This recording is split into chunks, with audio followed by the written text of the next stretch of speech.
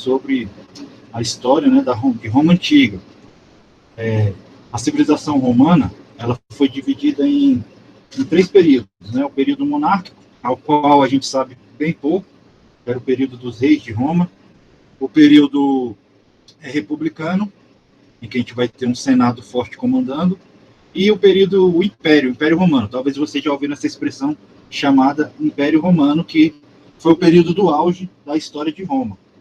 Antes da gente iniciar a aula sobre a história de Roma, né, vamos ver um pouco do legado, né, esse legado que a civilização romana deixou para as sociedades atuais. Como vocês leram no texto aí, a sociedade romana ela vai deixar um importante legado para a nossa sociedade ocidental. Vários aspectos culturais eles vão surgir na Roma Antiga, assim também como na Grécia Antiga que a gente estudou. Essa cultura, essa sociedade, esse legado que esses 2 povos deixaram para a gente, é chamado de mundo greco-romano. Então, a gente vai ter o início de algumas instituições na Grécia, os romanos também vão fazer uso delas e vão evoluir. Então, esse mundo greco-romano ele foi absorvido e aprimorado pelas sociedades atuais.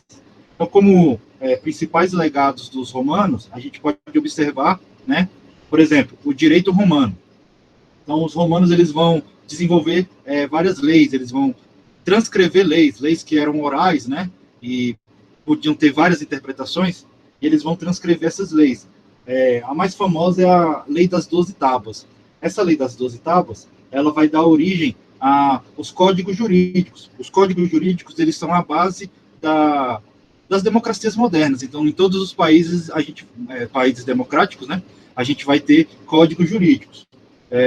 Por exemplo, os romanos eles vão desenvolver, vão dividir a justiça deles em 3 códigos principais, em 3 categorias. O direito público, que era a lei para os cidadãos romanos, o direito privado, que falava sobre leis voltadas para as famílias, então no íntimo das famílias, né? E o direito estrangeiro, que, como o nome diz, era para os visitantes de Roma, né? As pessoas que não eram cidadãos de Roma. Como comparativo, no Brasil, por exemplo, a gente também tem alguns códigos jurídicos inspirados nesses códigos romanos, no sistema romano. Por exemplo, a gente tem o direito constitucional, que ele vai falar sobre a sua fonte de estudo, são as normas da Constituição de 1988. A gente tem o direito civil, o administrativo, aliás, ele vai regulamentar as normas do serviço público. Então, todo o serviço público, ele é baseado em normas do direito administrativo. A gente vai ter o código, o direito civil, né, que ele regulamenta os interesses privados, né, as propriedades, os bens, as heranças, as obrigações das pessoas. Então, a gente costuma falar em direito que tudo que não encaixa no direito constitucional, no administrativo, no penal, no direito econômico e de diversos outros códigos, né, jurídicos, vai ser direito civil. Por quê? Ele vai falar das relações privadas. Como eu falei, por exemplo, você vai fazer uma negociação de um automóvel, isso vai se enquadrar no Código Civil, tá? De uma casa, uma herança que você tem para receber, tudo isso vai se enquadrar aqui, tá? E a gente também tem como exemplo aqui o direito penal, que ele é focado nas ações, né, de crimes e contravenções, beleza? E a gente tem vários outros códigos jurídicos no Brasil, né? Esses aqui talvez sejam os principais. Outra importância do legado de Roma são os idiomas. A gente tem várias línguas derivadas do latim, né? Então, a língua que era falada, o idioma falado e a escrita nessa área e nessa região que era chamada Roma Antiga, era o latim. E após a queda do Império Romano, o latim deixa de ser uma língua oficial ali do Império Romano. E aí a gente vai ter uma ramificação, várias línguas vão se originar do latim. As línguas principais, né, que existem até hoje, por exemplo, a gente vai ter o francês, o espanhol, o romeno, o português e o italiano. Todas essas línguas aqui são derivadas do latim.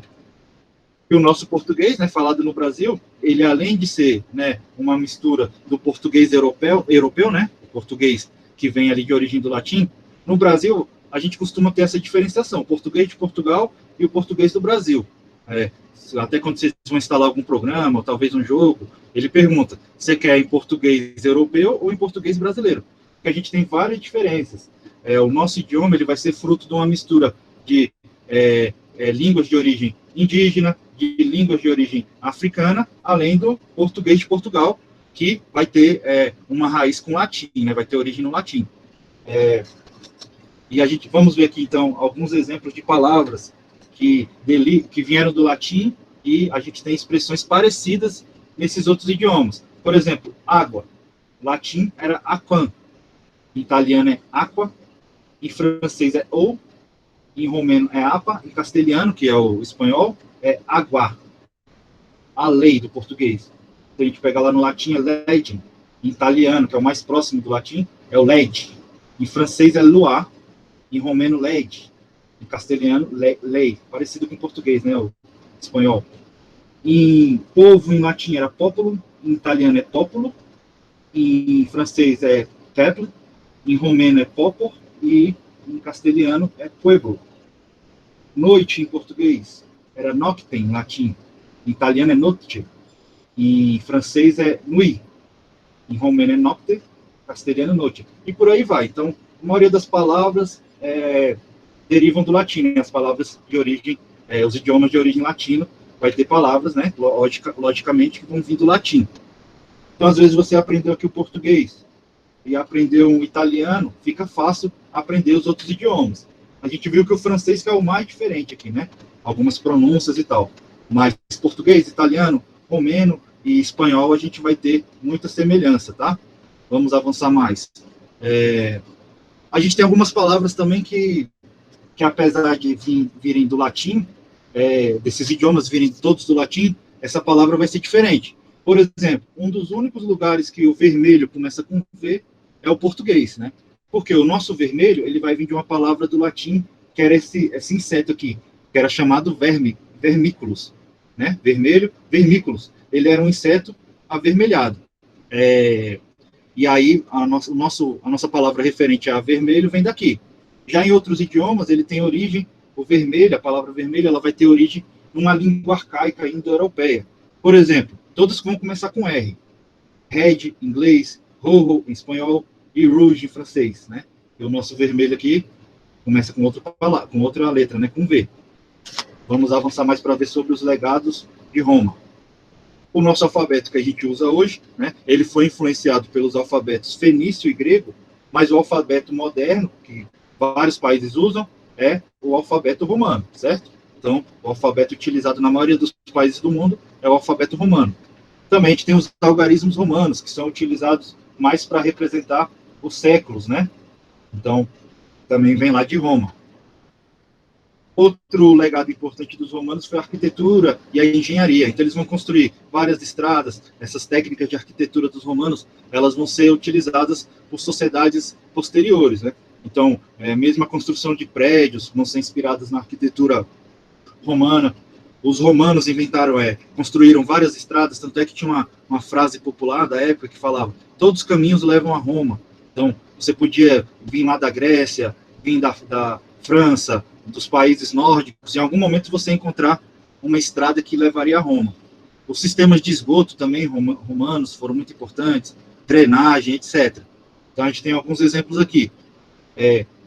A gente tinha essas obras aqui, que eram chamados aquedutos, né? Que eram responsáveis por levar água para as cidades, para os centros urbanos. Os aquedutos romanos vão ser uma forma de trazer a água para os centros urbanos que foram utilizados até um dia desse. Há pouco tempo que a gente tem o sistema de esgoto. Por exemplo, no Rio de Janeiro, a gente tinha os aquedutos da Carioca. Isso aqui é bem recente, né? Tem 100, 200 anos. Que hoje é o conhecido como Arcos da Lapa. Ele não é mais, não é usado mais para levar água, né? Mas é um ponto turístico lá do Rio de Janeiro, os Arcos da Lapa. Bem parecido, né, com o que era em Roma. Outro exemplo aqui, os anfiteatros, que vão ter sua origem na Grécia e também vão ser aprimorados pelos romanos. Eles eram construídos dessa forma aqui porque facilitava a acústica. Então, lembrando que nessa época não tinha eletricidade nem sistema nenhum de som, né? Não tinha microfone nem nada. Então, as pessoas que estavam aqui contracenando ou cantando conseguiam ser ouvidas, né, até nos pontos mais altos da arquibancada. A gente tem exemplos disso até hoje, como nos cinemas, nos teatros, e até na Casa do Cantador é a mesma ideia, né, de anfiteatro. A gente também vai ter, por exemplo, aqui em Brasília, o Palácio da Alvorada. Esses arcos do Palácio da Alvorada são inspirados na arquitetura romana. O Portão de Brandemburgo, lá na Alemanha, em Berlim, é inspirado no Panteão Romano. Aqui o Panteão Romano, aqui é em Berlim, e aqui é em Roma. O Arco do Triunfo, lá, que é lá em Paris, construído por Napoleão, né, ele é inspirado no Arco do Fórum Romano. Lá perto do Coliseu, a gente tem esse arco aqui também, né, para falar das conquistas do imperador. E também, lá em Paris, eles construíram um arco, né, bem maior do que o de Roma, para homenagear as conquistas do Napoleão Bonaparte. Beleza? E a gente tem o famoso Coliseu, né, que era uma arena de esportes, de luta de gladiadores, de corridas, né? E eles também vão inspirar as arenas esportivas modernas. Por exemplo, aqui, ó, o Mané Garrincha, né? Ele vai ter essa estrutura inspirada um pouco no Coliseu. Também a gente vai ter as colunas aqui, que também são romanas. Beleza? Avançando aqui, então, após essa introdução, a gente vai entrar aqui agora na história romana. Então, nessa aula a gente vai estudar a fundação de Roma, a história mítica da fundação de Roma. Essa é a primeira parte, tá? A gente vai dividir essa aula em duas partes. A gente vai entender também sobre o período monárquico, dos primeiros reis de Roma e o período republicano. Então, vamos lá. A história de Roma é dividida em 3 períodos, como eu falei. O período monárquico, que vai remeter à data de 753 a.C., que é a data lendária, né, da fundação da cidade de Roma. Esse aqui é o período dos reis, né, vamos ter 7 reis. O período republicano, que vai ser fundada a República em 509 a.C. República vem do latim, né, em latim significa, se escreve res publica, que vai significar coisa pública. Então, república, que é o sistema de governo que a gente usa, a tradução literal é coisa pública. Então, ela vai ter como instituições de poder, principalmente o Senado, que era um órgão supremo, os magistrados, daqui a pouco a gente fala, e as assembleias. E o último período da história da Roma Antiga é o período imperial, que vai começar em 27 a.C. e vai até 476 d.C., com a queda do Império Romano, o fim do Império. E aí Roma vai ser governada por um imperador vitalício. Vamos ter vários imperadores, né, nesse período todo aqui. E esse imperador tinha poderes supremos e ele era cultuado como divindade.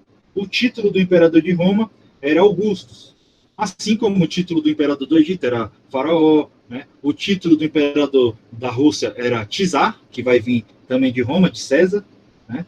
E o título do imperador de Roma era Augustus, tá? Por isso que todos os imperadores você vai ouvir falar Augusto César, né? Por causa que era o título. Vamos lá avançar mais. Então, a história da fundação de Roma, a história mitológica, né?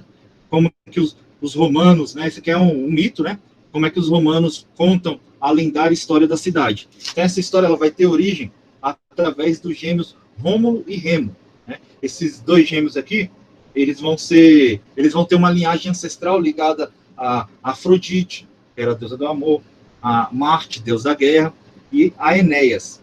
Então, esse ancestral dos gêmeos era o Enéas. O Enéas foi um dos líderes da Guerra de Troia, lá na Grécia. Aí a gente vê a ligação dos romanos com os gregos.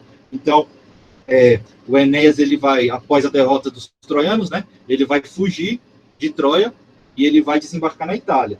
Aqui, uma pintura, né, dele fugindo de Troia, quando os gregos atearam fogo na cidade de Troia. E aí ele vai desembarcar na Itália. Depois de 12 gerações, vai nascer Rômulo e Remo. Esses gêmeos, eles eram filhos de uma princesa chamada Réia Sílvia. A Réia, nessa pintura aqui, né? Réia afirmava que os gêmeos eram, os filhos dela, né, que ela estava gerando, eram fruto de um relacionamento com o deus da guerra, Marte, representado aqui. O seu tio, o Amúlio, ele queria usurpar o trono. Então, ele queria tomar o trono e esses gêmeos seriam os herdeiros do trono lá da cidade, da região ali, né, que ainda não tinha sido fundado Roma. Eles iam ser os reis ali da região. E aí ele ordenou que quando os gêmeos nascessem, que fossem jogados no rio Tibre. E o que vai acontecer? Aqui, segundo essa mitologia, esses gêmeos vão ser jogados, né, num cesto no rio Tibre, e eles vão ser encontrados por uma loba. Essa loba, por isso que tem muitas estátuas da loba de Roma, essa loba vai encontrar os meninos e vai criar como se fossem seus filhotes. Já quando adultos, os dois, né, os gêmeos, eles vão passar por várias aventuras e conflitos e tal. Tem até filmes sobre Rômulo e Remo. E aí, quando adultos, eles vão entrar nesses conflitos e o Rômulo vai acabar matando o Remo e vai se tornar o rei de Roma, o primeiro rei. Ele vai fundar a cidade de Roma. A data lendária da fundação de Roma vai ser 21 de abril de 753. Então, daí vem o nome Roma, né? Vem de um dos gêmeos, Rômulo. Essa é a história da criação mítica, a história lendária da criação de Roma, tá? Então, essa data, ela tem algo a ver com a gente, né? Brasília também foi fundada em 21 de abril. Então, a gente tem uma ligação, Brasília e Roma, né? Tem várias ligações, tem fortes ligações. Além da data, né?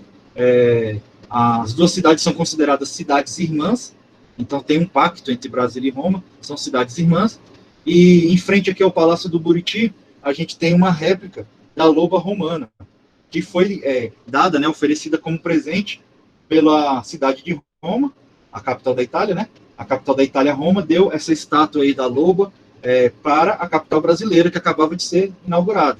Então, os romanos deram, isso aí já na década de 60, claro, agora há pouco tempo, né? Eles deram essa estátua da loba para Brasília, que Brasília tem a mesma data de inauguração de Roma, 21 de abril, beleza? Então, a gente tem algumas relações com Roma, além das construções e tal. E aí vamos entrar aqui agora no período monárquico, né? A história de Roma mesmo, sem ser a parte mitológica. Vamos entrar mais no que a gente tem de fontes históricas. Então, geograficamente, Roma vai nascer, né, de pequenos povoados em terras férteis aqui próximas ao rio Tibre. Essas terras férteis ficavam aqui no centro da Península Itálica. Roma está bem no centro, né? E Roma vai ser fundada entre 7 colinas. Aqui a gente tem 7 colinas que estão ao redor da cidade, né? Então, a mais famosa é o Monte Palatino. Aqui é o rio Tibre, né? Atualmente, a cidade de Roma. Então, a cidade vai ser fundada em torno das 7 colinas e do rio Tibre. E os povos fundadores, né, são povos de origem indo-europeias, povos nativos ali da Europa, que vão começar a se fixar na região a partir do século mais ou menos 10 a.C. Então, esses principais povos são aqui da Roma, capital, e aqui é toda a Itália. Então, eles vão se fixar lá. Os principais povos eram os etruscos, que estavam mais ao norte, os sabinos, que também estavam aqui no centro-norte, os latinos, no centro da Itália, e os gregos, que vão ter colônias no sul da Itália, beleza? Então, esses são os principais povos que habitaram ali a região da Itália, que vão povoar a Itália e vão fundar Roma, né? E a gente tem algumas pesquisas históricas que vão indicar que algumas tribos vão dar origem à cidade e tal, e aí eles vão acabar se unindo, essas tribos, e vão criar um governo monárquico. Roma vai ser uma cidade-estado, ainda não era um império, né? Era só a cidade de Roma, que hoje é a capital da Itália. E aí, esses clãs, eles vão se unir em torno de um rei. E esse rei, ele tinha o comando do exército, dos assuntos da justiça, e era um sacerdote. Também parecido ali com o que era um faraó do Egito, né? Claro que nas devidas proporções, era só a cidade de Roma. Os 4 primeiros reis de Roma, eles vão ter origem latina, da região ali dos povos latinos. Eles eram Rômulo, Numa Pompílio, Hostílio e o Ancomárcio. Esses 4 primeiros aqui eram os reis de origem latina.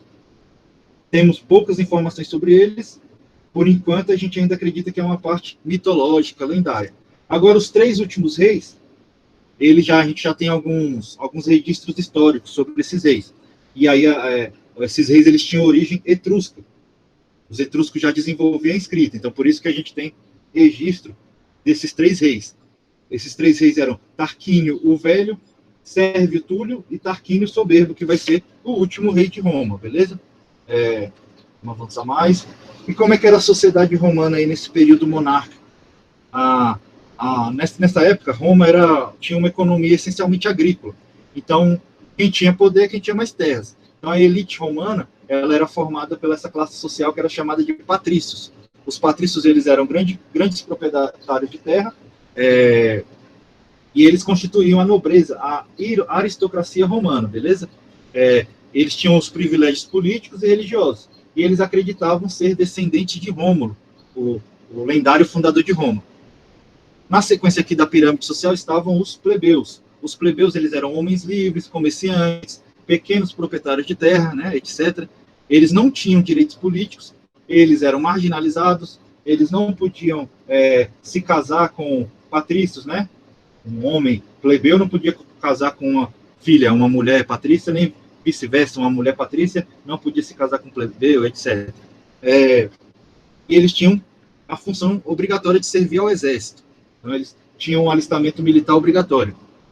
Alguns desses plebeus acabavam se endividando ou viravam escravos, eles tinham que pagar a dívida, né? Então, eles tinham que prestar serviços aos patrícios. Então, alguns desses plebeus viravam clientes. Essa palavra aqui, né, é uma outra classe, que está abaixo ainda dos plebeus livres. Então, eles ficavam dependentes ali, ou agregados aos patrícios até pagarem as suas dívidas. Ou, né, eles tinham condições de extrema pobreza, eles dependiam também dos patrícios para sobreviver. E na base da pirâmide, né, na situação mais baixa, estavam os escravos, que inicialmente eram escravos de dívida, devedores.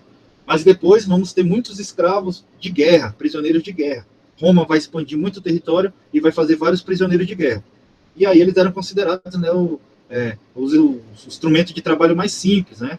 Nesse período aqui monárquico, eles eram pouco numerosos, mas como eu falei, com a expansão do Império Romano, a gente vai ter um aumento muito grande de escravos.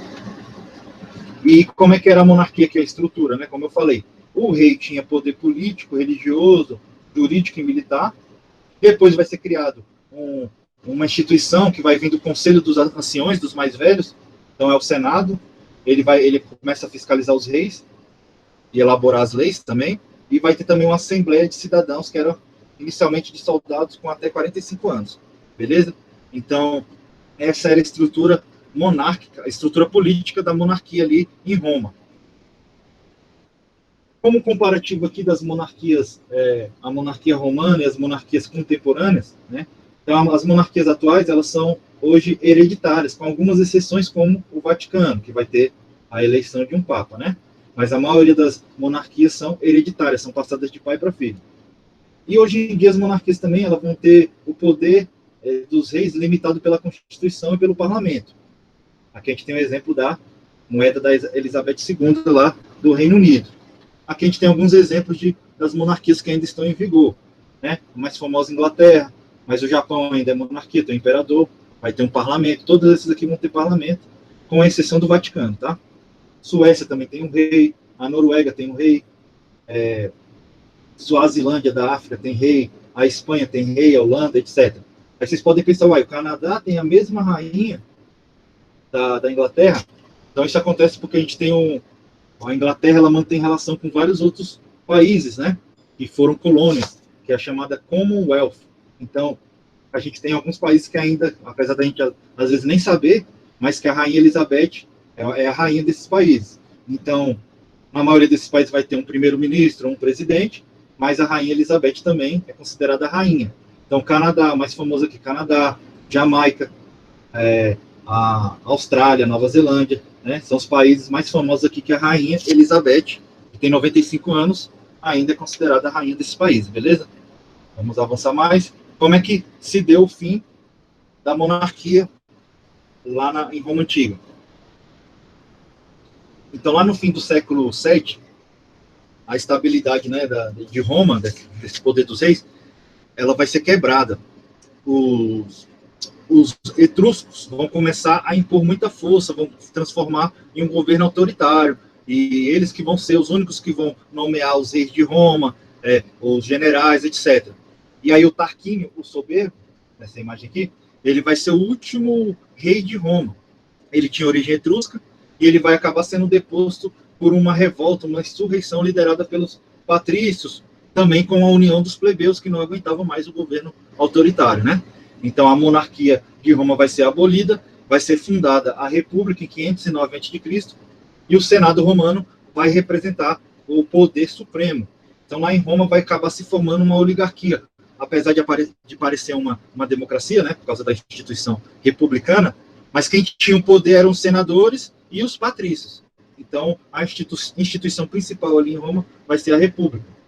E aí, com a fundação da República, em 509, como eu falei, os patrícios vão derrubar a monarquia e eles vão se tornar, né, de vez a classe social com mais poder, riquezas, e eram os proprietários das melhores terras.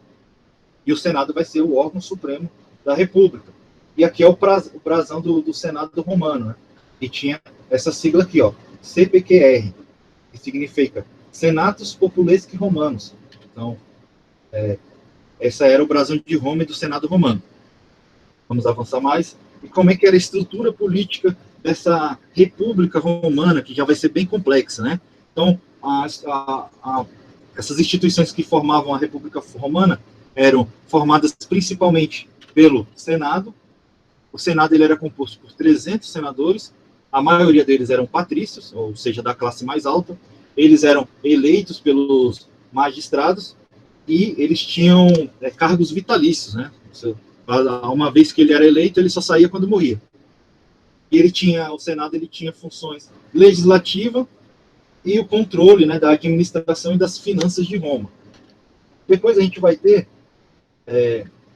aqui a gente vai ter também como estrutura de Roma, as assembleias. Então, a gente vai ter aqui, ó, a Assembleia Tribal, ela era composta por representantes de 35 tribos lá de Roma, da região ali da Roma Antiga. Dessas 35 tribos, 4 tribos eram urbanas e 31 tribos eram rurais. Eles elegiam os edis e os questores. Daqui a pouco a gente fala deles. A gente também vai ter a Assembleia Centurial, que era composta pelas centúrias. O que eram as centúrias? Eram grupos de 100 soldados. Por isso o nome centúria, né? Então eram 100 soldados, a maioria também eram compostos por patrícios. Eles eram responsáveis pela votação dos pretores, dos cênsures, dos 2 cônsulos, né, que tinham lá em Roma, e em alguns casos excepcionais, também votavam o ditador de Roma. A gente tinha também o Conselho da Plebe, que inicialmente era uma instituição não tinha muita força, né, era marginalizada. Ela era composta somente pelos plebeus, e ela que escolhia os tributos que a plebe tinha que pagar, né, os impostos que a plebe tinha que pagar. Isso não valia para os patrícios, só para os plebeus mesmo. E eles eram responsáveis por decisões que eram tomadas em plebiscitos, que eram os decretos do povo. Essa palavra a gente tem até hoje, né, plebiscito. Quando vai ser escolhida alguma lei, o governo ele pode consultar a população em forma de plebiscito. Aqui no Brasil se usa bem pouco, mas nos Estados Unidos, na França, direto, eles convocam o povo para escolher algumas coisas por meio do plebiscito. No Brasil, a gente vai ter um plebiscito que vai ser sobre o regime de governo, se voltava à monarquia, se virava parlamentarismo ou presidencialismo. Acabou ganhando o presidencialismo. E a gente teve um plebiscito também sobre a questão das armas, tá? São os 2 plebiscitos nessa democracia do Brasil que a gente teve. Bem pouco. Nos Estados Unidos, direto, eles chamam o povo para votar. Na França, na democracia brasileira, ela não consulta muito o povo. A gente também tinha a Assembleia Curial, que ela era destinada a resolver assuntos religiosos, beleza? E sobre esses magistrados, que são todos esses aqui, ó, voltar. Todos esses nomes aqui são referentes a magistrados, lá de Roma. Então, quem eram esses magistrados? Eram os questores, eles exerciam funções administrativas, principalmente a questão das finanças de Roma. O edil, ele era uma espécie de administrador municipal, ele tratava do policiamento, do abastecimento e da administração da cidade, né? Os pretores, que eram chefe de justiça, os censores, que faziam o censo demográfico, daí vem o nome censo, que o IBGE faz aqui no Brasil, né? Que é ir nas casas, para fazer contagem da população, né? E falar sobre as questões sociais, né? A questão da renda. Então, esse é o censo que faz, isso que vai ter origem em Roma, ele vai fazer o censo demográfico.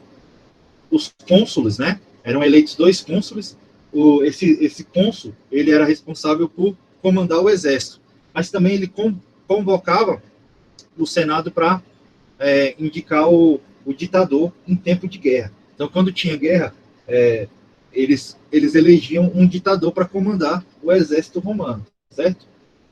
E aqui, finalizando a aula, a gente um breve comparativo sobre as repúblicas, né? Então, a gente tem aqui, como eu falei, a república moderna, essa palavra ela vem do latim, significa coisa pública. Então, a maioria dos países ocidentais, as democracias do mundo, eles são, a forma de governo é uma república. Então, a república, a autoridade máxima, ela vai ser o presidente ou o primeiro-ministro. Ela vai cumprir funções, né? Ele cumpre funções durante um determinado tempo e é eleito pelos cidadãos. No caso do Brasil, né? A gente elege o presidente, nós votamos, ou pelo parlamento. Em alguns lugares, quem elege o presidente ou o primeiro-ministro são os parlamentares. Alguns dados sobre o Brasil. O Brasil é o quinto maior país na extensão territorial do mundo, a nossa capital é Brasília. A gente tem uma população atualmente de 211 milhões, moeda real. O nome oficial do Brasil é República Federativa do Brasil. A gente tem duas datas nacionais mais importantes, que é o 7 de setembro, a independência, e o 15 de novembro, a proclamação da República, e o nosso atual presidente. Esse aqui é o brasão. E em Roma também, a gente acabou de explicar, né, sobre a República Romana, né? E aqui era o brasão de Roma, beleza? Então essa aqui é a última informação da aula de hoje. Se tiverem alguma dúvida, podem perguntar. Eu vou postar a chamada aqui agora. Se alguém quiser perguntar alguma coisa, pode falar agora. Deixa eu pegar a chamada aqui.